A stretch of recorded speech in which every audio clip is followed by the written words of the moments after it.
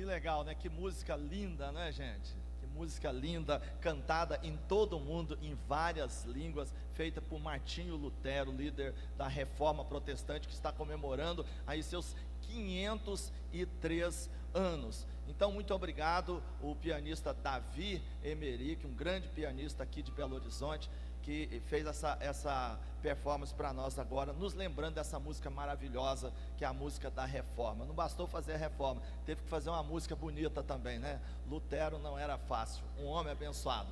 Mas hoje nós estamos aqui para debater, e eu estou com três pessoas aqui muito especiais. Eu estou com o pastor Luiz Hermínio aqui do meu lado, né? O pastor Luiz Hermínio, ele é teólogo pelo Alpha Church de Londres, ele é pastor fundador e presidente do MEVAN, lá em Itajaí, Santa Catarina, né, pastor? Eu podia até lançar agora aqui uma proposta aqui para alguém dizer o que é MEVAN, né? Porque todo mundo já conhece a palavra MEVAN, mas não sabe o que significa, né? Significa... glória a Deus. Olha aí, alguém sabe aí, Não que legal, que está aqui presente. Não é que eu queira me vangloriar, mas... me vangloriar, mas MEVAN é Missões Evangelísticas Vinde, Amados Meus. É uma missão que nasceu com o propósito de resgatar pessoas das drogas e se tornou um ministério, igreja. É isso aí, muita gente não sabia o que era MEVAN, como muita gente não sabe o que é reforma, né? Mas hoje vai aprender um pouquinho sobre o que é a reforma. Eu estou também aqui do meu lado, o reverendo pastor Orentino Emerick, que ele é presidente desse fórum, né, da reforma, e ele é pastor da igreja, o Ministério Carvalho de Justiça, aqui em Belo Horizonte, e ele é professor de história do cristianismo. Então, uma pessoa muito conhecedora da história da reforma, e ele vai estar aqui respondendo para a gente hoje aqui muitas questões a respeito disso. E também nós estamos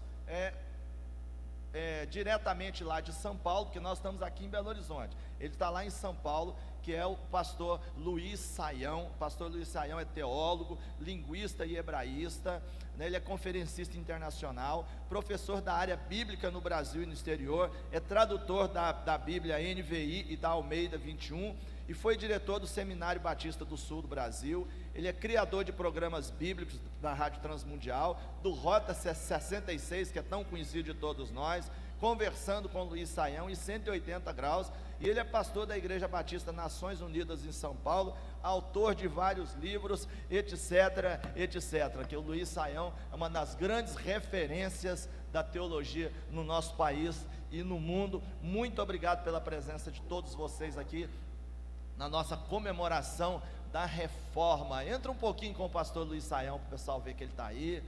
Entrou um pouquinho aí, mostrando ele para o pessoal ver. Ele está aí, cada vez mais bonito. Olha lá. Hoje você não veio de chapéuzinho, né, pastor? Eu gosto de ver você com aquele seu chapéuzinho. Alô, bom dia. Bom dia, muito obrigado, pastor Saião, por estar aqui com a gente. Muito obrigado, obrigado, viu? prazer. Já vamos aí bombardeá-lo com perguntas, tá bom? Muito bem, minha gente. Então nós vamos, sem mais delongas, nós vamos passar diretamente para as nossas perguntas e ver o que cada um desses homens brilhantes de Deus tem aí para dizer para a gente. Tá? Eu sou o pastor Atilano Muradas, eu sou teólogo, jornalista, músico, escritor e compositor, e estou aqui hoje como mediador desse nosso debate aqui. Então a minha primeira pergunta vai para o pastor Orentino Emerick, né? A reforma protestante, ela foi precedida de vários movimentos e acontecimentos históricos que contribuíram para a eficácia desse mover de Deus na história. A reforma protestante do século XVI foi um dos mais extraordinários feitos do Senhor na história. Então eu pergunto ao Senhor o seguinte: o que se pode dizer sobre esses acontecimentos que precederam a reforma, né? Qual era a condição da igreja? Qual era o ambiente da igreja naquela época? Um bom dia a todos que estão conosco nesta oportunidade. E nós sabemos que a reforma do século XVI, ela foi precedida de vários acontecimentos, e também isso veio à tona, a reforma, tendo em vista a condição em que se encontrava a igreja de Jesus, chamada, conhecida como a Igreja Católica Romana. A igreja, ela estava adoecida, como alguns dizem, até a espinha dorsal. Um dos menores problemas, podemos dizer que já é um baita escândalo, é que o clero, ele estava mergulhado nas mais diversas práticas totalmente contrárias ao que nos diz a palavra de Deus. A palavra de Deus nos faz saber, ou seja, Deus se dirigindo a toda a igreja, e não apenas ao clero, não apenas ao sacerdote. Ao sacerdócio ele diz: sede santos, porque eu sou santo. E isto era o que menos se podia encontrar dentro da igreja. Uma igreja corrupta, uma igreja perversa, uma igreja que a imoralidade estava cada vez mais baixa, e isso fez com que se levantassem os protestos. E nós temos, desde o século XII, alguns grupos que se manifestaram em protesto contra esta prática da igreja, que ia contra os princípios da palavra de Deus. Então, o primeiro que eu gostaria de mencionar aqui foi Pedro Valdo. Pedro Valdo é reconhecido também como um dos pré-reformadores, tendo em vista a sua conversão e tendo em vista a posição que tomou. Ele era um rico comerciante, ele tinha muitos bens, muitas fazendas, mas um dia ele ouviu falar sobre Aleixo de Roma, que viveu no século IV, e ouviu sobre esse homem que ele distribuíra os seus bens, era um homem muito rico, distribuiu todos os seus bens e foi viver inteiramente, foi dedicar a sua vida inteiramente ao Evangelho de Jesus. Isso tocou profundamente e ele ficou querendo saber o que fazer. Ele vai então a uma escola de teologia e ali alguém diz para ele o seguinte: olha, a Bíblia diz o seguinte, que um homem rico, ele procurou Jesus e Jesus lhe disse: vai, vende tudo o que tens, dá-o aos pobres, né? Então terás um tesouro no céu e vem e segue-me. E esse jovem não fez isso, ele se retirou, esse homem se retirou triste, porque ele era dono de muitas propriedades. E ele então falou: se isso é o que se deve fazer. Ele era riquíssimo, mas ele procurou a sua esposa e ele compartilhou com ela o que estava já queimando no seu coração. E ele então deu-lhe a oportunidade de escolher o que fazer, o que ela queria de todos aqueles bens. Então ela escolheu a casa, escolheu isso, escolheu terras, mas ainda sobrou muita coisa. Ele então vendeu isso, deu aos pobres e foi viver uma vida, podemos dizer, de mendicante. Ele foi viver daquilo que os outros lhe davam, aquele que antes tinha tudo, tá? E ele começou então a pregar o Evangelho. Ele também fez algo tremendo, extraordinário, que ninguém tinha feito na história. Ele não tinha conhecimento de teologia, né, pastor Luiz Hermínio? Não tinha.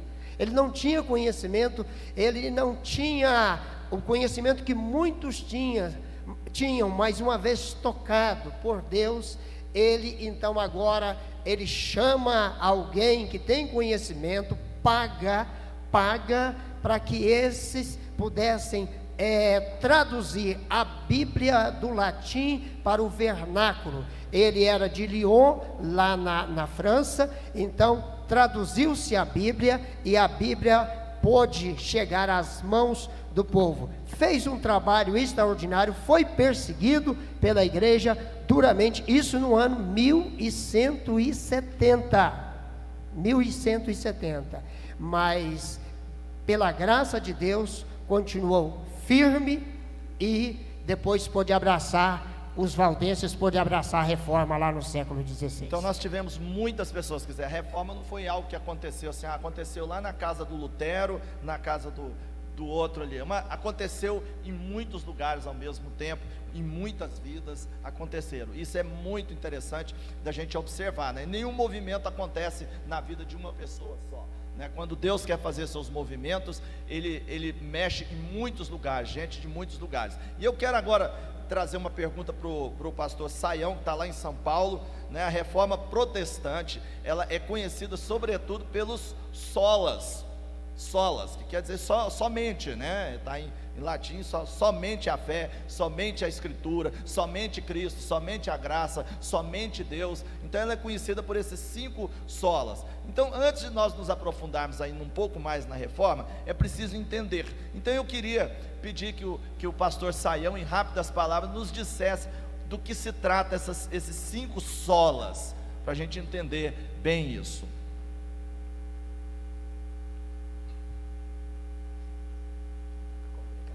Chegando a voz dele. Obrigado, pastor Atilano. Eu estou com bastante dificuldade do som aqui, está entrando muita interferência. Para nós está ótimo aqui o som e a imagem. Isso, mas para mim aqui está chegando muito ruído, eu não estou conseguindo acompanhar vocês, por causa do ruído aqui da mesa.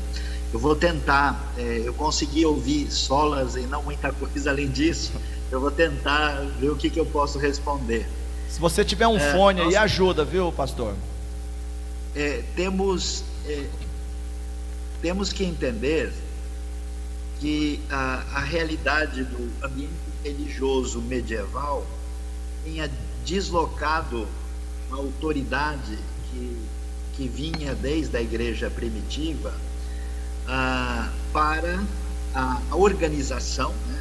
Você sabe que no ambiente medieval se definiu muito uma frase que dizia extra ecclesia nulla salum, né? Fora da igreja não há salvação. Então a autoridade passou a ser uma autoridade da instituição. E também a ideia é que não só a questão da instituição, mas também a ideia de que através de vias místicas você tinha pessoas especiais e seria o canal de contato com Deus. Aí o que vai acontecer com Lutero, com Calvino, com os anabatistas, com todo o ambiente da reforma, é que ao lerem a Bíblia, descobrem que a proposta bíblica é muito diferente do que eles estavam vendo. E então eles vão dizer, não, olha, peraí, a autoridade não está em nenhuma pessoa que se considera ungida demais, acima de todos, que no caso é o Papa, né? E a hierarquia que formou na tradição medieval. A autoridade está só na Escritura. A autoridade não está em ninguém. Todos os seres humanos são irmãos. Somente o texto tem autoridade. Por isso, sola a Escritura. E nesse caminho de burocracia espiritual, não se praticava o que a Bíblia ensina de sacerdócio universal de todos os santos. E, consequentemente, o que a gente vai ver é que ele diz, não, é somente pela graça, é somente pela fé, é somente por Cristo Jesus e somente a Deus toda a glória. Então, esse caminho de retomada, né, do ensino cristão primitivo original foi fundamental, foi essencial e pavimentou um caminho nessa direção de uma libertação espiritual que aquele ambiente precisava e que certamente é uma referência para a qual nós precisamos olhar até mesmo nos dias de hoje. Sem dúvida, sem dúvida. Então é uma retomada, como bem relembrou aqui o pastor Hermínio, né? Vai ser uma retomada. A reforma, ela vai ser uma restauração, uma retomada dos caminhos que haviam se perdido durante a história. Então nós vamos para uma próxima pergunta aqui, e eu vou para o Luiz Hermínio, pastor Luiz Hermínio. A reforma, ela foi basicamente então um protesto contra os abusos do clero, né? E será que a igreja hoje também não está vivendo algo assim? Ela necessita de uma nova reforma para os líderes cristãos, né? Que muitos têm abusado inclusive da sua autoridade, né? Com os membros, com as pessoas, com a igreja, com a palavra, né? E apresentam uma teologia ufanista, antropológica. Será que nós também não estamos precisando de uma reforma assim? Glória a Deus. Bom dia, pastor Orentino, pastor Atilano, pastor Luiz Saião. De longe sou um discípulo da sua vida, pastor Luiz. Eu acredito sim, eu acredito que não tem como você dar continuidade sem você olhar para trás, não tem como. Eu acredito que agora nós temos que discernir se é olhar só ao passado ou se é olhar para a origem, né? Porque às vezes nós voltamos só ao passado. Eu acredito que Lutero, ele voltou às origens, ele foi na raiz, né? E se tem alguns textos bíblicos que nos amparam para isso. Efésios capítulo 1, versículo 4 diz que Deus me elegeu nele, antes da fundação do mundo, né? Então eu acredito que a reforma que nós precisamos hoje, talvez ela esteja no comportamento da igreja. E nós precisamos não voltar só ao passado, me entendam bem. Mas nós temos muitas informações acerca da reforma. Nós precisamos da mesma paixão que Lutero tinha, o amor que ele tinha pela causa. Paulo fala em Filipenses capítulo 1, versículo 9, Paulo diz assim, ele diz assim: eu oro para que o vosso amor aumente. Eu oro para que o vosso amor aumente e vocês cresçam em discernimento e vocês possam descobrir o que realmente é importante, para que vocês andem naquilo que é importante. Então eu acho que a paixão que levou Lutero a começar uma volta às origens, não é verdade? A gente vê muito hoje, por exemplo, na igreja, a questão da cura interior, né? A gente volta na cura interior, mas volta só ao passado. Nós temos que voltar à origem, da onde nós fomos gerados. Nós somos gerados em Deus. Então eu acredito na continuidade sim, mas uma volta à paixão, a mesma paixão, o mesmo amor, o mesmo entusiasmo, a mesma perseverança, disposta a dar a própria vida, como a gente sabe, né? Lutero passou grandes perseguições e teve que ser escondido, inclusive. E taxado como herege. Queriam então, botar ele na fogueira, queriam, né, como exato, porque a paixão, essa paixão que eu falo não é a paixão momentânea da alma, não, mas um amor pela causa que não muda com as circunstâncias, né? Então eu acredito que nós precisamos desse resgate, pastor Atilano, desse amor pelas escrituras. Eu sou neto de um homem, seu Hermínio, que já partiu com o Senhor em 2004, com 87 anos. Meu avô, quando sentava na mesa, ele abria as escrituras, um presbiteriano de berço, ele abria as escrituras, e antes de abrir as escrituras ele chorava, botava a mão, né? Meu avô é aquele homem que ia receber a aposentadoria no banco e tirava o dízimo, botava no outro bolso. Eu digo: vô, por que você não faz isso em casa? Ele disse: não, tem que ser o primeiro. A paixão, não é? E hoje esses irmãos, eles são taxados como tradicionais, mas foi essa tradição que nos guardou até aqui. São os balizadores de proteção que nos guardaram até aqui, né? Quando o Senhor escreve aos pais, ele diz: pais, eu vos escrevo porque conheces aquele que é desde o princípio. Então eu acredito que esse resgate do amor pelas escrituras, pela graça de Deus, pela fé, uma fé na soberania de Deus. Mas eu acho que nós estamos no caminho. Sim, sim, até porque hoje eu tenho observado uma coisa: muita gente hoje não está usando mais a Bíblia em papel, né? Usa muito a Bíblia no celular. Eu tenho aqui, mas eu gosto de revirar ela. Então, e tem gente que a gente conversa às vezes que ele não tem nem noção do tamanho da Bíblia. Ele não sabe que tamanho é a Bíblia. A Bíblia é um livro de quanto? De 100 páginas, de 1000 páginas. de 10 para... Ele não tem noção, não conhece profundamente. Então nós conclamamos a você, uma nova reforma na nossa vida significa a gente ir para a palavra, ler a palavra, conhecer profundamente a palavra, que a palavra não tem fundo, né, pastor? Parece que quanto mais a gente lê, mais a gente vai descobrindo Se ela já foi balizadores para começar nações, se ela já dirigiu reinos, se ela mexeu na economia do mundo, a reforma protestante, ela mexeu na economia do mundo, né? A nossa tradição ocidental, ela deve isso à reforma. Então, por que não voltar às origens da palavra? Por que tirar a Bíblia? Quer dizer que no presídio eu posso levar uma Bíblia, mas na escola ela não pode entrar. Por que não se trabalha na prevenção em vez de trabalhar na correção? Então, a reforma, naquela época também havia uma preocupação com isso. E nós estamos vivendo um movimento lá, simultâneo, e agora eu vou para o pastor Orentino aqui, que nesse tempo havia um movimentar intelectual e artístico muito grande com o Renascimento. Quando nós estudamos o Renascimento é contemporâneo da reforma. Então eu pergunto ao senhor, qual a importância dessa reforma para o mundo em geral, para o mundo secular, não só para o mundo evangélico? A gente pensa muito na reforma só para os evangélicos, no mundo cristão, mas não, ele extrapolou as portas da igreja e melhorou o mundo em muitas coisas. Pastor Orentino. Bem, esse movimento é o renascimento cultural, que rompeu com o monopólio da Igreja Católica. Porque a Igreja Católica, qualquer um que pensasse diferentemente era punido, e geralmente com a fogueira. E o Renascimento cultural, então, foi um movimento que possibilitou a aceitação de mundo, da ciência de um modo diferente.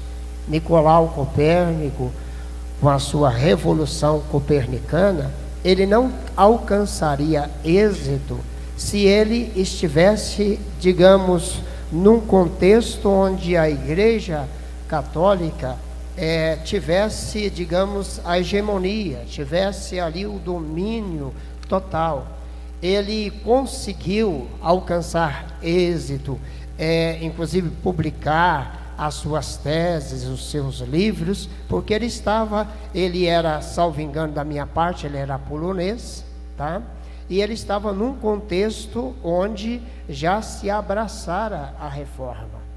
E nós todos sabemos o que aconteceu com Galileu Galilei, que estava lá na Itália, né, está dentro desse movimento renascentista, tá?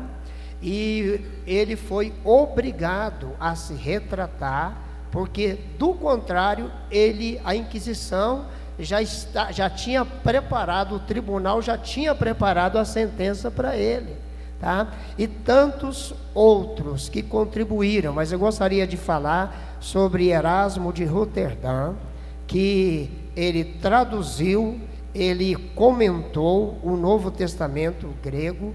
E ele é um dos nomes, eu diria, mais representativos quando se fala de renascimento cultural, tá?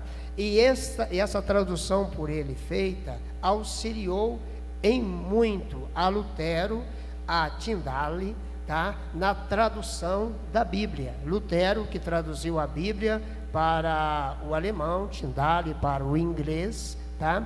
Então esses homens ali foram contemporâneos, inclusive, né, Lutero era contemporâneo, eu poderia até dizer amigo de Erasmo de Roterdã. No entanto, Erasmo de Roterdã não abraçou aquele ideal de Lutero, não se desvinculou da Igreja Católica, ainda que criticasse a sua prática, ainda que entendesse que tinha que haver uma reforma, e era o que Lutero também queria. Lutero jamais pensava em criar uma igreja, né, paralela. Isso aconteceu por quê? Porque foi excomungado, né? Foi lá na dieta de Worms, em 1521, né? Ele ali foi forçado a se retratar, mas ele disse, né? Ele disse de uma forma, eu diria, corajosa, como homem de Deus. Ele disse: se me provarem que tudo o que eu tenho é produzido,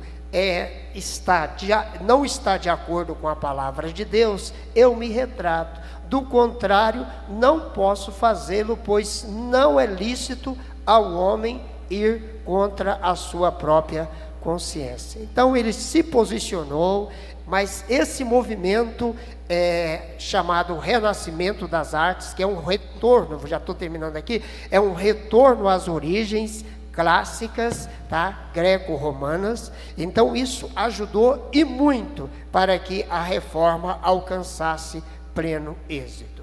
Então, sem dúvida, é o retorno à palavra, né? O retorno à palavra é que faz as pessoas retornarem aos princípios, e é isso que eu quero entrar com o pastor Sayão agora. Um dos solas que o senhor falou para nós é o sola escritura, ou seja, somente a Escritura, a Bíblia, e a grande ênfase da reforma é justamente essa volta à Escritura, né? Então, nós estamos hoje num tempo, e todo início de século, início de milênio, é tempo de grandes mudanças, né? Aparecem todo tipo de coisa, boa e ruim. Então, algo que está assim, vamos dizer, inquietando a igreja dos nossos dias, é o aparecimento de pessoas que têm visitado a Bíblia procurando chifre em cabeça de cavalo, né? Procurando cabelo em ovo, né? Procurando aquilo que não tem. Então, qual é a diferença, né? Pastor Luiz Sayão, que é o tradutor da NVI e que também é o coordenador dessa Bíblia, que é a Bíblia Brasileira de Estudos, né, que 50 teólogos brasileiros fizeram 12 mil notas para essa Bíblia, e o pastor Sayão foi o nosso coordenador. Eu participei da elaboração dessas 12 mil notas. Então, eu queria que o senhor dissesse para nós qual a sua opinião, qual a diferença, né, do que criar uma versão atualizada da palavra, ou mudar a Bíblia, como alguns estão até propondo aí nos nossos dias, uma mudança da Bíblia, né, que isso aí tem inquietado um pouco as pessoas. Eu queria ver a sua opinião sobre isso. Muito bem. Quando nós pensamos sobre a centralidade da Bíblia, né, isso significa que nós estamos rompendo com os dois modelos opostos ao pensamento evangélico, o pensamento que é enfatizado na reforma, né? É a ideia da via mística. Por exemplo, eu tenho ouvido pessoas, né, eu já escutei isso até mesmo, na verdade, aqui no Brasil a gente não tem nada de inovação. Ideias que acabam reverberando aqui, elas vêm de outros contextos onde essas experiências já aconteceram, né? Então, de um lado, o que em alguns lugares do mundo se diz é o seguinte: você na verdade segue a Cristo, segue uma pessoa e não segue um livro, né? Mas o problema é, como é que eu vou seguir a Cristo? Será que minha percepção, a minha ideia, ela é tão boa como a de Cristo, ou é a do próprio Cristo? Ou Cristo aparece diretamente para mim, as palavras que eu digo são as palavras dele, né? Ou eu me considero sucessor de Cristo, estando no mesmo pé de igualdade com Cristo, a minha autoridade é igual, né? Essas perspectivas, tanto do caminho místico como do caminho da autoridade centralizada na instituição, elas foram rejeitadas. Então a ideia é que você segue o texto sagrado porque ele é palavra de Deus. Eu só posso ter acesso a Cristo por meio daquilo que os apóstolos deixaram como registro da verdade de Deus para nós, né? E quando a gente lê a Bíblia é um documento histórico, escrito em hebraico, aramaico, grego, e eu não tenho como, por exemplo, melhorar ou modernizar, né, por exemplo, a obra de Dostoiévski, ou de Shakespeare, ou de Machado de Assis, porque isso é uma referência histórica, né? A Bíblia é um documento dado a nós conforme ele se apresenta. O nosso desafio é entender a Bíblia. Por isso que a reforma vai trazer um caminho de educação, um caminho de progresso, um caminho de libertação de intermediários que nos colocam mais próximos de Deus, um caminho clerical, né, onde as pessoas se colocam acima dos outros através de títulos, de nomes e assim por diante. A Bíblia nos coloca diretamente diante de Deus por meio da revelação que precisa ser compreendida. Então, a grande questão é a interpretação correta do texto, que envolve o quê? O entendimento das línguas originais, o entendimento da literatura antiga, o conhecimento da cultura onde o texto está inserido, uma hermenêutica de afirmação do texto, né? Quando nós não andamos por esse lado, a gente pode ir para um caminho místico-esotérico, por um caminho de centralização numa determinada organização que se acredite ser um instrumental de tudo, um caminho na ideia de uma pessoa que se acha depositário da palavra divina e desloca a autoridade para si mesmo, que é o caminho de muitas seitas, né? Ou num caminho de gente que se rende ao secularismo e acaba entrando no que a gente chama de subserviência do texto sagrado a qualquer tipo de ideologia que se imagine que possa ter qualquer valor.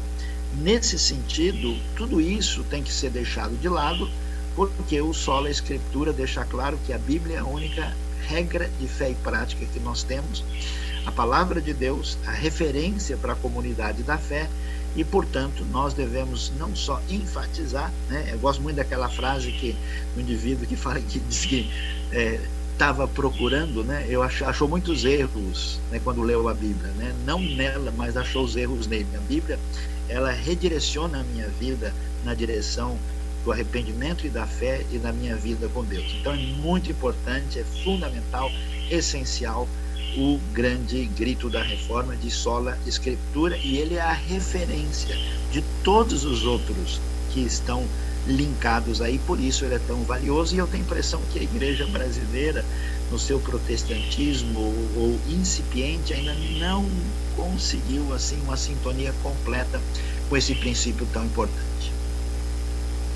Obrigado, pastor Saião, porque na verdade o que nós temos percebido é que cada um tem feito a sua própria interpretação da Bíblia segundo os seus princípios, né? Nós vimos nos últimos 30 anos, pelo menos no Brasil, se abrir inúmeras, milhares de igrejas, para ser mais exato, milhares de igrejas, e cada um resolve ter a sua palavra, a sua própria revelação, e isso é um grande perigo, quando a Bíblia já tem a revelação completa, clara, explícita de Deus para a nossa vida, para a nossa geração, para todas as gerações, né? A Bíblia é o livro mais lido e mais vendido da história do mundo. Foi o primeiro livro impresso, né? Então a Bíblia é um livro completo que tem 31.173 versículos, né, pastor Luiz Hermínio? A Bíblia tem 31.173 versículos, tem 1.189 capítulos, é muita coisa para a gente aprender, né? E fala sobre todos os assuntos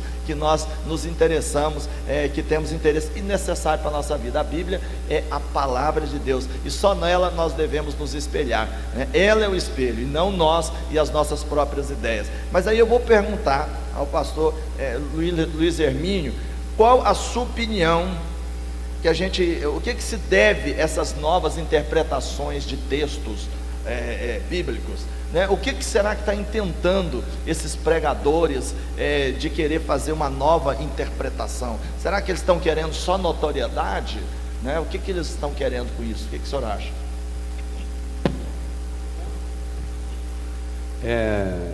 Lutero uma vez falou que a Bíblia não é antiga e nem moderna, ela é eterna. Frase maravilhosa. Ela é eterna, e nós temos que entender que nós vivemos para um cumprimento. Você lê os primeiros 4 capítulos do Evangelho de Mateus, você vai ver 8 vezes pelo menos a expressão: e isso aconteceu para que se cumprisse o que fora dito. e isso aconteceu para que se cumprisse o que fora dito. Então nós não estamos aqui para inventar, nós estamos aqui para descobrir. Não estamos inventando, nós temos que descobrir o que as Escrituras estão dizendo. E eu fico com o que o pastor Luiz Saião falou. Se a Bíblia é um cumprimento, ela tem coisas que nós não cumprimos ainda, né? João viu coisas que nós não chegamos lá ainda. Mateus 24 fala de coisas que nós não vivemos ainda. E aí vai Lucas 21, Marcos fala sobre isso também. Coisas que nós não cumprimos, mas vamos cumprir, porque é um cumprimento, né? A Bíblia diz que passa o céu e passa a terra, mas a sua palavra não vai passar. Então, se ela é um cumprimento, ela é uma profecia que nós estamos vivendo para cumprir. E como disse o pastor Luiz Saião, a profecia para mim ela tem pelo menos 3 elementos, que é a revelação, a interpretação e a aplicação. O problema realmente está na interpretação, porque a forma que eu interpreto é a forma que eu aplico, não é? E nós somos descendentes do protestantismo, mas ainda nós somos proclamantes, nós estamos proclamando ainda. A reforma não acabou. A reforma não acabou. Exato, ela continua. Nós estamos no gerúndio ainda, ando, indo, né? E Leonardo Ravenhill, ele fala uma coisa interessante. Ele diz assim, que as pessoas que querem mudar a Bíblia são as mesmas que não foram mudadas por ela. Uau! Então, as pessoas que querem mudar a Bíblia são as mesmas que não foram mudadas por ela. Porque a Bíblia é um espelho, ela não é uma janela. Eu não olho a Bíblia para ver a sua vida, eu olho a Bíblia para ver a minha vida. Ela é um espelho. Você tem que ver primeiro. A palavra que Deus deu a Adão, ele disse: crescei, frutificar e multiplicar e enchei a terra e sujeitai. Ou seja, eu não posso multiplicar uma coisa que eu não frutifiquei. Então hoje, pastor, eu volto a falar, nós temos muitas informações. É uma tempestade de ideias na internet. É uma tempestade de ideias, mas a interpretação está sendo interpretada muitas vezes pelo meu padrão de vida, né? Pelo meu padrão de vida. E as Escrituras, irmãos, nós vamos ter sempre essas 3 expressões: o céu falando, a terra respondendo e o inferno interferindo. E cada vez que o inferno interfere, a gente não pode criar uma lei para viver aquele momento, né? A lei de Deus, ela é moral, ela não é só legal. E para viver em sociedade, nós precisamos entender que nós somos seres espirituais, mas somos seres sociológicos, somos seres biológicos, somos seres psicológicos. Eu tenho emoções, não é verdade? Há 20 anos atrás, se um pastor precisasse de um psicólogo, ele estava endemoniado. Com certeza. Não é? Não, ele está precisando de um psicólogo, tem demônio. Não, você é um ser psicológico, você tem fadiga, você tem cansaço. Você é um ser biológico, a Bíblia ensina você corpo, alma e espírito. Exato, a Bíblia ensina você até a comer. E você também é um ser sociológico, você vive no meio de pessoas. Agora, o padrão de vida do cristão é esse. Nós não podemos pegar e criar leis para viver juntos. Nós não precisamos das leis legais para viverem juntos. Por quê? Porque é todo mundo buscando os seus direitos. Ok, até aí tudo bem. Mas qual é a diferença da lei legal e da lei moral? É que a lei legal, ela vai sempre tentar legalizar o pecado para a pessoa viver junto. Por exemplo, aborto é pecado? É pecado. Mas daqui a pouco vai se criar uma lei, em muitos países já tem, que vai ser legal você fazer um aborto. Ou seja, ela foi legalizada. Então o pecado legalizado, ele se torna iniquidade. Então para Deus continua sendo imoral. O problema é esse: nós criamos leis para poder viver juntos e usamos as Escrituras para isso. Por isso que estão tentando mudar a Bíblia em todos. Tem muitas nações que estão tentando, inclusive, tirar versículos da Bíblia, porque fala contra algumas posições de Deus. Só que essas coisas, não adianta você criar uma lei legal. A lei de Deus, ela é moral. Ela é moral. O problema é que quando eu peco, Deus trata comigo, né? A graça me ampara, ok, mas a graça não é uma oportunidade para pecar, é uma oportunidade para voltar, não é? Então, quando eu peco, Deus trata comigo. Agora, quando esse pecado recebe uma legalidade, que ele se torna coletivo, já não é mais um pecado, é uma iniquidade. E quando uma nação vive em iniquidade, Deus não trata mais com o indivíduo, Ele trata com a terra, com a região, com o ambiente.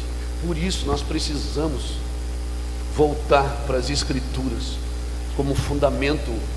As sociedades foram criadas, meu Deus, nações, a economia de nação foi criada pelas Escrituras. Não, A sem Constituinte dúvida. dos Estados Unidos, É. eu estive lá em Connecticut e em Danbury, uma cidade onde foi a Constituinte, foi feita, a Constituinte americana foi criada, as histórias da Constituinte americana, onde eles oraram por vários dias, buscando uma direção de Deus. Então, e hoje, pastor, o amor, ele foi separado da disciplina. É quando eu tenho que disciplinar você, é porque eu não te amo. E a sociedade criou isso, o amor distante da disciplina. Quando a Bíblia diz que Deus disciplina todo aquele que tem por filho, que é aquele que ama. Então não separe a disciplina do amor. Nós precisamos de um resgate. Um judeu chama isso de techuvá, de voltar às origens. Exatamente, não, é importantíssimo. Você sabe que nos Estados Unidos, eu morei lá por 7 anos, e eu me lembro de visitar muitas universidades, muitas cidades, faculdades, e eu me lembro, por exemplo, vou dar um exemplo só de Harvard, que é uma faculdade conhecida no mundo todo, uma universidade, que você chega lá, o primeiro prédio de lá, ele tem um versículo bíblico escrito lá em cima, está lá o primeiro prédio, porque essas universidades nasceram para serem faculdades teológicas, depois os outros cursos foram vindo. Pastor Luiz Saião, o senhor também morou lá nos Estados Unidos, nos encontramos algumas vezes, fui pregar na sua igreja lá perto de Boston, foi muito bom. O que você me fala sobre isso, sobre os Estados Unidos, o crescimento do país, o crescimento das nações que são cristãs, né, e que buscam na palavra de Deus uma referência, e a reforma influenciou muito nisso, não é verdade? O som dele. O que vai acontecer, dá uma olhada, por exemplo, um pouquinho antes, no ambiente da Alemanha, né? Você sabe que a língua alemã, que a gente chama Hochdeutsch, né? ela se fundamenta a partir da tradução da Bíblia de Lutero, né? A famosa Luther-Übersetzung, de tal maneira que o que vai ser a Alemanha depende totalmente dessa realidade da reforma. O Philipp Melanchthon, que era realmente o grande homem ao lado de Lutero, ele vai criar um novo método de educação contra a postura mais metafísica da Idade Média, aquele elitismo, numa coisa que existia só em latim. Ele vai revolucionar, né, isso com a invenção da prensa, né, do Gutenberg, que passa a fazer com que os livros custem 30-20% do preço do livro anterior, né? Isso vai divulgar e vai ter toda uma efervescência na área de educação extraordinária. Não é à toa, né, que os países, por exemplo, do sul da Europa, países latinos, como no caso do contexto de Roma, da Península Itálica, a Grécia Antiga e mesmo a Península Ibérica, que eram protagonistas na história da cultura anterior, eles passam a perder terreno cada vez mais. E os países, os ancestrais dos alemães, dos ingleses, dos escandinavos, holandeses, eram bárbaros, primitivos, né? Nos tempos mais antigos bebiam água em crânio de gente, né? Eram tribos selvagens, né? Lá no norte, na Normandia, você tem igrejas escritas lá em latim: Ad furia normanorum, libera-nos Domine, livra-nos, ó Deus, da fúria dos homens do norte, né?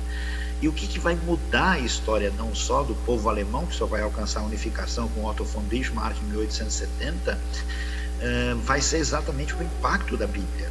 É a palavra divina que liberta o homem. O Lutero, quando ele está com a Bíblia aberta, né, assim, na famosa escultura que aparece lá em Wittenberg, ele está assim: com a Bíblia aberta eu domino o mundo. Então é um caminho de vitória sobre uma mentalidade obscurantista, de trevas, de um certo primitivismo, de um mundo completamente mistificado de maneira indevida, de tal forma que isso abre um caminho que você vai ver que os países de reforma protestante vão ser protagonistas em breve por causa da mudança da cultura. Mas a reforma radical, isso é uma coisa que a gente tem que ver também, que a reforma não são só flores, teve reformado que matou outros reformados, como foi o caso do Félix Manz, afogado ali no rio Limmat, que você pode ver a placa até hoje lá na cidade de Zurique, na Suíça. Os reformados mais radicais, de perfil congregacional, batista, anabatista, menonita, foram perseguidos pelas igrejas estatais e eles acharam exatamente espaço nas Américas. Fugiram para vários lugares do mundo, mas muita gente para os Estados Unidos, que surgiu como uma nação em busca de liberdade, né? E esse ambiente de liberdade religiosa foi um lugar onde, por exemplo, os batistas e outros grupos semelhantes cresceram de uma maneira tão significativa e fizeram exatamente isso, fundaram o que? Universidades, fundaram escolas, porque agora, para você entender o que Deus deseja, você precisa aprender a ler, aprender a escrever, você precisa estudar, buscar o conhecimento, buscar a sabedoria. E aí você tinha um caminho da razão junto com o coração na busca da construção da nação, né? E isso foi muito significativo e valioso. Depois, por causa da questão do secularismo, né, do caminho da história da filosofia, houve uns descompassos, tanto da parte dos religiosos como da sociedade que questionava tudo, então a gente perdeu grande parte desse link. Mas não só o que acontece na América do Norte, como na Europa Central e do Norte, todo esse protagonismo, todo esse caminho vitorioso de progresso, ciência, educação, democracia, foi o impacto e a influência da Bíblia, sim. 90% dos casos de prêmio Nobel na história humana é protestante ou de contexto judaico, que bebe das mesmas águas do protestantismo, quando o conhecimento do sagrado é aliado da educação, do progresso e do desenvolvimento, inclusive da liberdade e da democracia. Sem dúvida, né? Sem dúvida, muito boa a sua colocação. Lembrando, né, que quando se vai fazer estatisticamente as pessoas que leem, nós vamos descobrir que a maioria são evangélicos, porque o evangélico tem a cultura de ler a Bíblia, né? O evangélico lê a Bíblia. Se o evangélico lê a Bíblia, ele é um leitor, ele pelo menos lê um livro por ano, né? Ele lê um livro por ano, que é a Bíblia. Então nós somos realmente, os evangélicos são grandes leitores. E o nosso desafio, né, a reforma que seria hoje, né, o desafio seria a gente fazer uma reforma da nossa geração voltar a ler. Né? A nossa geração precisa ler, a nossa geração precisa ler, a nossa geração precisa aprender a ler, tá? A nossa imagem voltou aí? Nossa imagem voltou? Voltou? Legal, legal. Nós estamos aqui com várias pessoas entrando aqui. Muito obrigado a todo mundo que está participando com a gente aí nessa live, né? Rotiana, Luciana, amém. A Bíblia é eterna. Não estamos aqui para inventar, mas para descobrir. É isso mesmo, né? Tem que cumprir as profecias. Tem até os irmãos pentecostais. Eita glória, né? Estamos aqui, mas temos muito eita glória aqui, né? Vivendo para cumprir. Olha a frase aqui, né? Da Rotriana Luciano, né? Muito legal. Então aprende. Opa, não vou falar o nome não aqui. Então aprende, fulano de tal, humildemente sempre. Né? Então, as pessoas que querem mudar a Bíblia é porque não deu para elas serem mudadas por ela, né? Esse apóstolo Luiz Hermínio é simples na explanação, mas muito profundo. Alguém aqui, né? Muito obrigado assim, por você estar participando com a gente aqui do nosso fórum. Ele vai ficar depois na internet, se você quiser ver depois o Fórum da Reforma. Você vai lá, Fórum da Reforma no YouTube. Essa live vai ficar completa lá. Você pode mandar para os seus amigos, você pode rever, você pode postar também no seu canal do YouTube. Para a gente é muito importante a gente difundir isso. Tá? Mas uma das coisas que nós temos nos preocupado é o assunto que a gente vai falar agora, que é o assunto de por que hoje as pessoas não estão lendo a palavra mais profundamente como antigamente. Mas antes, pastor Lucas tem um recado para a gente. Querido, desculpe interromper, o pessoal que está na live aí, é porque nós temos um público aqui também. Tem 4 carros atrapalhando a passagem de ônibus ali, e vizinhos já estão acionando a polícia. Então, É um Corsa GSO 9275, um Celta KJA 7270, um Fox HOG 9491, um que eu não sei que carro que é, mas HDM 2915. Então, se você para o seu carro nessa esquerda aqui tem garagem e passa ônibus. Então, por favor, verifique se é o seu, para a gente não causar transtorno aqui na região, tá bom? Legal, muito obrigado, pastor Lucas. Depois, se o pessoal da filmagem puder passar um vídeo uma vez, assim, só para mostrar o nosso pessoal que está ao vivo aqui, a gente também tem auditório, né? Aqui nós não somos, né? A televisão tem auditório, nós também temos aqui na nossa internet aqui o nosso auditório também. Muito obrigado por você estar aqui. Eu queria agora que os nossos debatedores falassem um pouquinho com a gente sobre isso. Hoje nós estamos assim com um jargão, os jovens não gostam de ler, os jovens não querem ler. Não, eu creio que os jovens leem, eles leem muita coisa na internet, mas a internet é um mundo de coisas, é um universo, são milhões e milhões, bilhões talvez de páginas em que as pessoas acessam e vão lendo de tudo, de bom e de ruim. Mas era importante que elas voltassem à leitura da palavra, da Bíblia propriamente dita. Eu sei que a concorrência é muito grande, né, pastor Luiz? É muito grande, quer dizer, uma pessoa não tem só a Bíblia para ler, né? Ela tem milhões de outras coisas para ler. Então, eu pergunto ao senhor assim, por que os jovens não querem ler a Bíblia? Por que eles não querem ler a Bíblia hoje? Qual é o problema? O problema é a igreja, o problema são os jovens, o problema é a Bíblia, o problema são os pastores, qual é o problema? Eu acredito que a gente precisa, como pais, né? Como pais espirituais, aqui todo mundo tem mais de 50, né? Aqui tem no mínimo 150 anos. No mínimo, né? Aqui no mínimo, com o Saião também, que tem a minha idade. 200 e juntar tantos tudo anos. dá quase meio século. Então, assim, há uma grande discrepância na continuidade, não é? Na continuidade. A gente lê, a gente acostumou. Hoje, né, eu mexo em tecnologia, mas às vezes eu não sei mexer. Aí eu preciso ter uma crise de humildade de chamar o meu filho de 14 anos. Dizer assim, meu filho, eu não sei. E ele vem com o dedinho dele, diz, aqui pai, tu. Pronto. Já foi feito na linguagem deles, né? Eu sou do tempo que eu sentava na frente de um aparelho 3 em 1. Essa meninada não sabe o que é 3 em 1 não. Eles não sabem o que estão perdendo. Sentava para copiar uma fita cassete para outra. Uau. Né?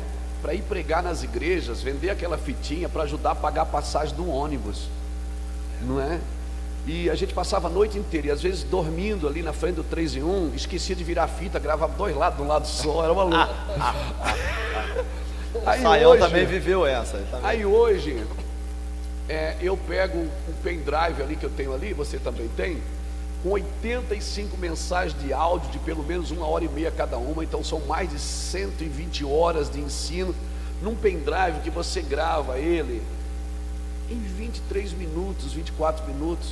O meu pessoal lá da editora passa para mim os pendrive, eu digo, Jesus, isso aqui é muito difícil de entender. Fica até com medo, você pensa que é espiritual aquele negócio, assim, Jesus, muito pequeno. Isso aqui não, poxa, a gente passava tanto tempo. Então a nossa geração, não menosprezando os irmãos mais novos, por favor, porque tem que dar continuidade, mas eu passei uns 3 ou 4 anos andando no Brasil, fazendo seminário, encorajando os pais e habilitando os filhos. Então, para mim, os pais precisam prestar atenção no que os filhos estão fazendo, mas os filhos precisam prestar atenção no que os pais estão dizendo.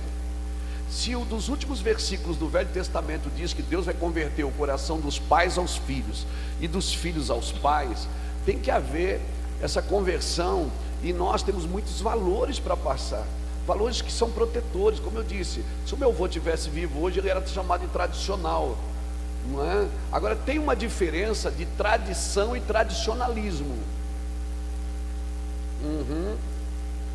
Qual é a diferença, pastor? É que nós estamos falando aqui de uma tradição, a reforma protestante. Tradição e tradicionalismo são coisas distintas, né? A tradição são ideias vivas de pessoas mortas. Tradicionalismo são ideias mortas de pessoas vivas. Então, ainda Tem muita coisa na igreja. É o mestre dos trocadilhos, rapaz. Não, mas é que eu sou muito. Eu não sou muito ortodoxo. Fala de novo. Eu não sou muito ortodoxo, não. Eu sou mais ortoprático. Mas vamos lá então. Fala isso aí de novo. Jesus, ele pregava por parábolas para. Jesus, ele falava com o pescador. O que ele falava, pastor? Ele dizia: o reino dos céus é como a rede. Ele falava numa linguagem que a pessoa entendia.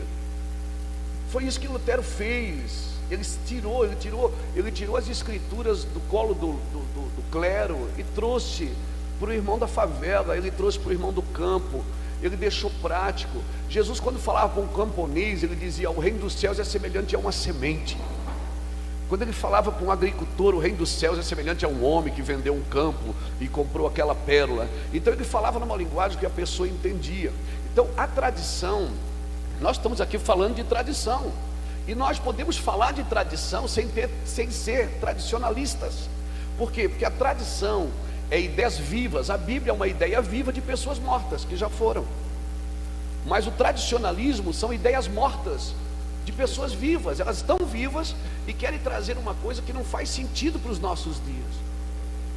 Então nós precisamos entender a diferença da tradição e do tradicionalismo. Nós, como pais, precisamos resgatar, sim. Eu tenho 4 filhos. Toda semana, com a pandemia, a gente não podia sair de casa. E eu fiquei apavorado, porque o pregador que não prega, ele fica doido, né? Eu disse: eu vou pregar. O cantor que não canta também, viu? Eu fazia 18 lives por dia. Brincando, gente. Também fizemos muito, né? Então o que é que eu fiz? Eu disse: amor, eu vou ensinar Apocalipse para os nossos filhos. Então nós estamos 7 meses estudando Apocalipse. Meu menino tem 14 anos, ele já sabe o que é amilenismo, pré-tribulacionismo, pós-tribulacionismo. Ele já sabe a volta de Cristo, ele já sabe sobre o milênio, ele já sabe sobre o novo céu e nova terra. Por quê? Porque a gente foi estudar. Por quê? Nós precisamos. Hoje a geração é muito rápida. O cara lê na internet, né? Perca peso sem parar de comer. Isso não existe, gente. Tenha dinheiro sem ter crédito. Isso é fake. Mentira isso. Não inventa, entendeu? Então hoje as coisas são muito práticas. São muito. Você está em casa, você pede um lanche pelo celular, 10 minutos. Eu falo com os missionários que estão no Japão, que estão na China, que estão na África, pelo celular. Então essa praticidade tornou o mundo muito acelerado. O camarada não gasta 1 hora para sentar, abrir um livro, né, estudar, não é verdade? E quando lê, ainda lê no computador, e aí começa a cansar o olho, porque a luz cansa. Então nós precisamos resgatar. Quem faz esse trabalho é os pais, para mim. São os pais. São os pais que têm que resgatar esse trabalho da leitura. As escolas bíblicas, né, elas precisam voltar. Quando começou a pandemia, eu fazia muito evento. Toda semana eu estava na frente de 3, 4 mil pessoas, toda semana, pregando em ginásios, em estádios. E o Senhor falou assim no começo da pandemia: eu quero que você resgate, que você faça coisas pequenas que movimentam as coisas grandes. Jesus, quando chegou na terra, ele não abriu uma igreja, ele montou uma equipe. Nós precisamos montar essas equipes que vão dar continuidade, pastor Atilano.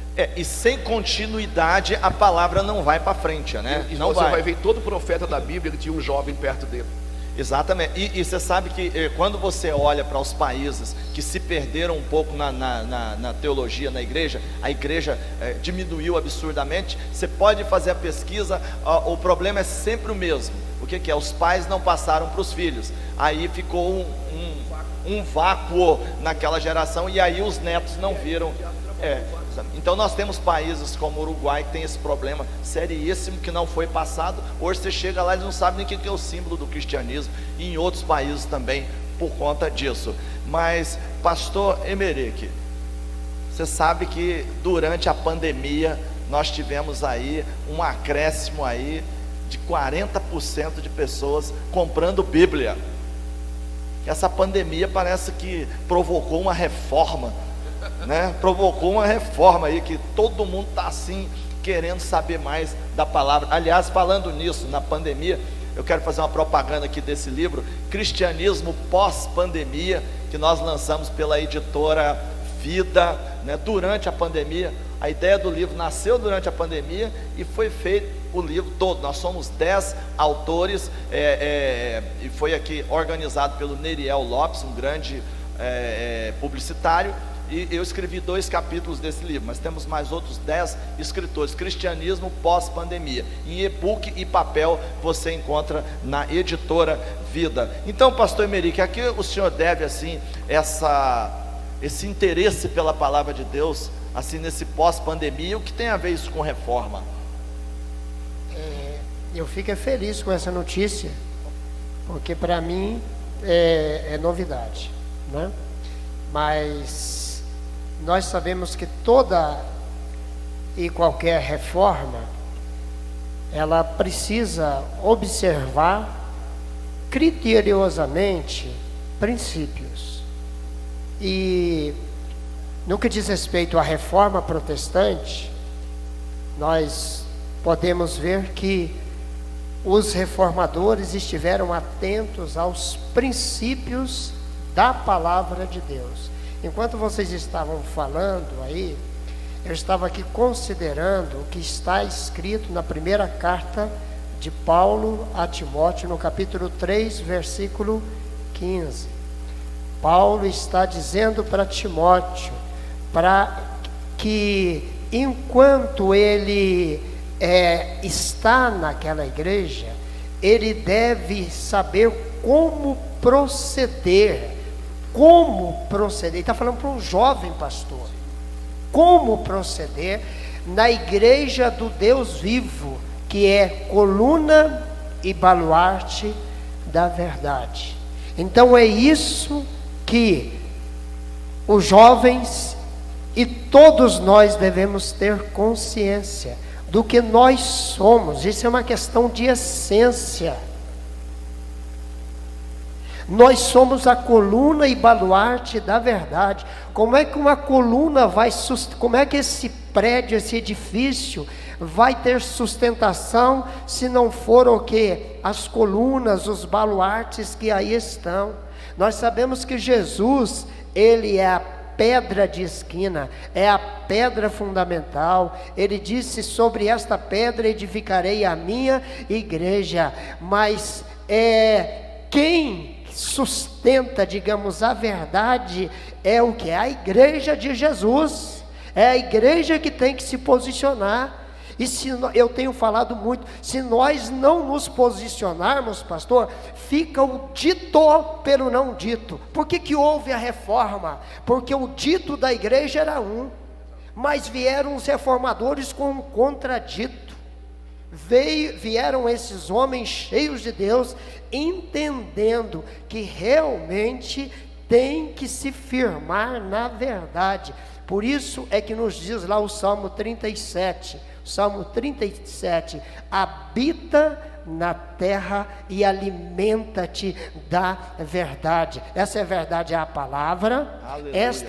Essa verdade é o Senhor Jesus. O Espírito Santo é o Espírito que nos guia a toda a verdade. Então eu fico feliz de saber que está havendo essa procura, essa busca pela palavra da verdade, e a verdade vai libertar, porque diz a palavra, diz o Senhor Jesus: conhecereis a verdade e a verdade vos libertará. Aleluia, né? E conhecer a verdade, nós estamos caminhando para o final aqui da nossa live aqui, e eu já queria pedir assim para cada um dos debatedores aqui, para vocês já terem aí 2 minutinhos cada um, no máximo, que eu queria umas considerações finais, viu, pastor Saião? Uns 2 minutinhos cada um falando, mas lembrando que nesse tempo da reforma, de quando ela aconteceu, lembrar que a maioria das pessoas, mais de 90% das pessoas não sabiam ler. Quer dizer, esse interesse que nós temos hoje das pessoas, mais de 90%. É mais de 90%. O interesse das pessoas hoje em comprar a Bíblia, a gente tem que ter aí uma premissa anterior: eles pelo menos sabem ler. Glória Quer dizer, a população sabe ler e ela tem acesso à palavra de Deus. Naquela época não tinha, porque as pessoas não sabiam ler. Então você vê a vantagem que nós temos hoje de sabermos ler, a vantagem que você tem de saber ler e conhecer a palavra. Então a gente sempre fala isso para os jovens: olha, você já tem uma das coisas mais difíceis, que é o conhecimento, a leitura. Agora, o conhecimento, saber ler. Agora você só tem que pegar a palavra e ler e deixar ela transformar a sua vida. Deixe a palavra de Deus transformar a sua vida, né? Faça uma reforma na sua própria vida, né? E deixe a palavra de Deus falar a sua vida. Então eu queria que cada um de vocês agora dissesse assim algo que você queria deixar nessa live para todo mundo que está nos ouvindo aí, nessa semana da reforma, que estamos encerrando agora de manhã, mas à noite aqui tem um culto de encerramento, né? 19h30. Às 19h30, onde vai ser mesmo? A comunidade recomeçar em Contagem. Em Contagem. E vai ser transmitido pela internet também, né? Eu creio que sim. Então, pelo nosso fórum, né? Entre no nosso fórum aí que você vai estar vendo essa transmissão hoje à noite do encerramento. Mas eu queria então começar, né, pelo pastor Luiz Saião, né, começando aí as suas considerações finais.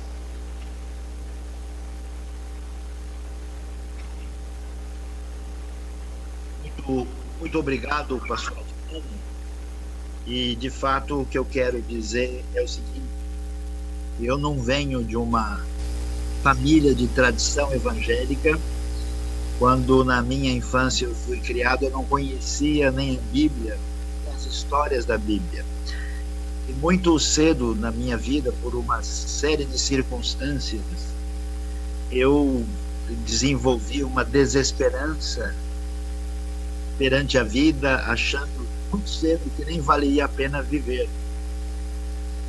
E quando eu tinha 12 anos de idade, eu fui alcançado pela mensagem da Bíblia de uma maneira tão impactante, transformadora, conhecendo a Deus, a graça de Deus, me arrependendo dos meus erros e pecados, passando pelo novo nascimento e com uma mudança completa daquilo que poderia vir a ser.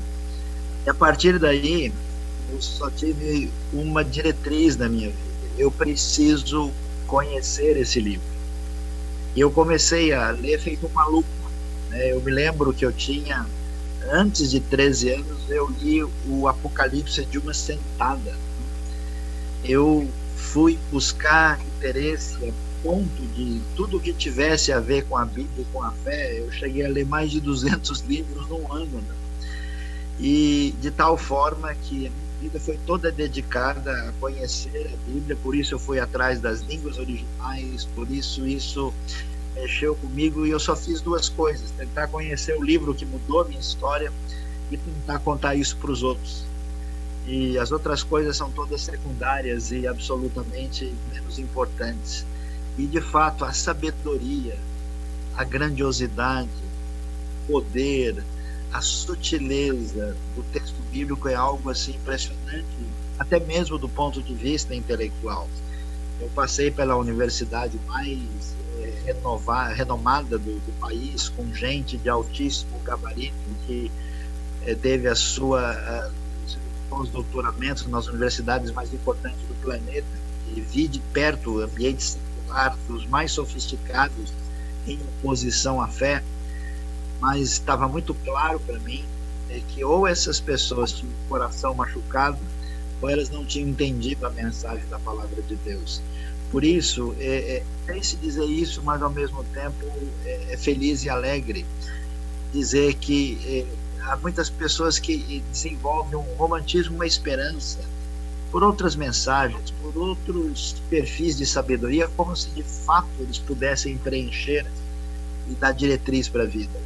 Meu convite nesse dia que a gente lembra do Sola Escritura, eu me lembro da graça profunda de Deus que um dia me alcançou através da mensagem da Bíblia, e que isso seja aquilo que cause impacto, paixão, poder no seu coração, e faça com que a sua vida, no tempo que ainda Deus lhe dá, de conhecer a palavra, de divulgar essa palavra, de viver essa palavra, porque o Evangelho, a palavra, é o poder de Deus para a salvação de todo aquele que crê. Deus abençoe a nossa vida, nosso coração. Deixo aqui o meu abraço, a minha gratidão. Eu vou precisar me retirar agora, mesmo que esteja à distância. Muito obrigado aos meus queridos colegas aí, pastor Atilano e os demais aqui, Merique, e também a Hermínio, né? Que Deus abençoe muito a vida de vocês. Um grande abraço, Deus nos abençoe. Amém, muito obrigado, pastor Saião. O senhor está recebendo palmas aqui do nosso público aqui presente, né? E aqui nós não temos plaquinha para dizer hora das palmas, não. Aqui é palma sincera, o pessoal é verdadeiro aqui. Então o nosso presidente do fórum agora também tem os seus 2 minutos, que é o pastor Emerick. Amados, assim nos diz a palavra de Deus lá em Oséias, no capítulo 6, versículo 3. Conheçamos e prossigamos em conhecer o Senhor. Conheçamos e prossigamos em conhecer o Senhor. E nós sabemos que a verdadeira libertação vem através do conhecimento. E tudo o que mais deseja o nosso Deus para os seus filhos é que nós o conheçamos. Ele diz lá em Isaías que o boi conhece o seu possuidor, o jumento conhece o dono da sua manjedoura, mas o meu povo não me conhece, o meu povo não me entende. 2 males cometeram o meu povo, a mim me deixaram e cavaram cisternas rotas que não retêm água.